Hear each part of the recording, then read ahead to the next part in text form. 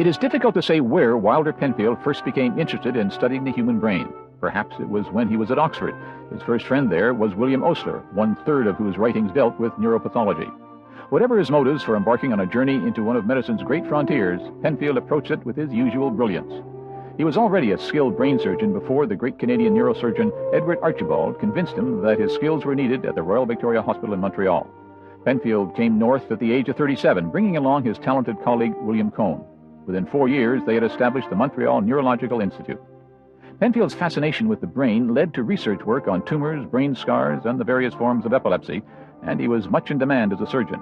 His successes were many, but one operation remained in his mind the rest of his life. No one else had the skills to operate on the brain tumor of his beloved sister, Ruth, so he performed the operation himself, only to find an unremovable malignancy. Though her life was short, Penfield did save her sight. While he was developing a surgical approach to the treatment of epilepsy, Penfield began to map the brain and determine which functions of the body were controlled by which brain segment. Among his many discoveries was that he could summon a patient's past experiences by mildly shocking the temporal lobes and stimulating memory. This is the brain. Now, when we stimulated at 3, you had a tingling in your thumb. You've probably forgotten now. Not very clear. Then underneath this, we stimulated, and to my astonishment, you said, "I hear music." Then I repeated it without warning you a little while later. You said, "I hear that music again." Tell us what you heard. Well, I heard what sounded like an orchestra playing, and I asked the nurse where it was coming from, and she asked me the name of it.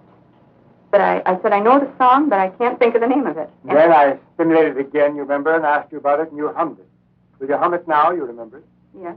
Go ahead. Da da da da da da da da da da da da da. Yes, and then when you got to that point, the nurse exclaimed, "I know what it is. It's rolling along together." And you said what? And I said, "Yes, that's what it is." His legacy to those who followed and his lifetime of surgical experience and research marked Wilder Penfield as one of the giants of neuropathology and neurosurgery.